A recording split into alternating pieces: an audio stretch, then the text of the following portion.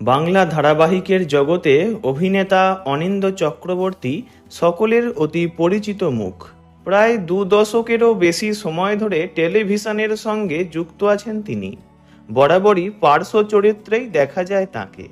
তার মতো দক্ষ অভিনেতা নেগেটিভ পজিটিভ দুরকম ভূমিকাতেই অতি সাবলীল ও স্বচ্ছন্দ। জানব অনিন্দ্য চক্রবর্তীর জীবনেরই কিছু কথা, তাই ভিডিওটি শেষ পর্যন্ত দেখার অনুরোধ রইল। 4 এপ্রিল 1975 সালে ওড়িশার রাউরকেল্লায় জন্ম হয় তাঁর। সেখানেই বেড়ে ওঠা।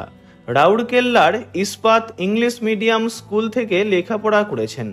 ছোট থেকেই ক্রিকেট খেলার ঝোঁক ছিল।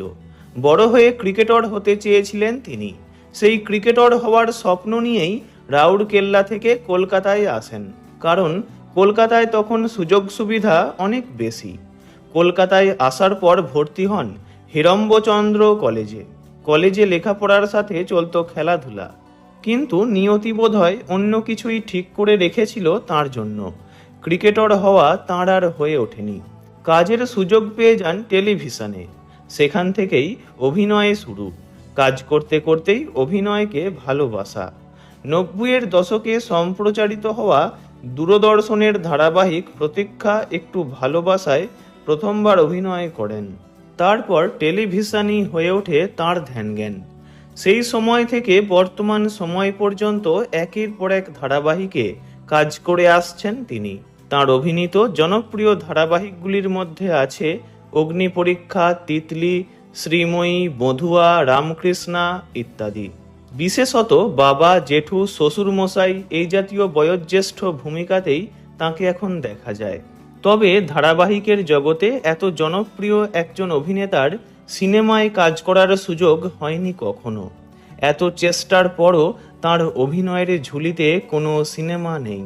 আর এ নিয়ে আক্ষেপও করেন অভিনেতা। তিনি বলেন, টেলিভিশন দিয়ে শুরু আর টেলিভিশনেই শেষ। বড় পর্দায় আর কাজ করা হয়ে উঠল না। অনেক চেষ্টার পরও একটা সুযোগও এলো না। টেলিভিশনই তাঁর রুজি রুটি, তাই তাতেই মন দিয়ে কাজ করে যাচ্ছেন অভিনেতা। অভিনয়ের সাথে খুব ভালো কবিতা পাঠও করেন তিনি।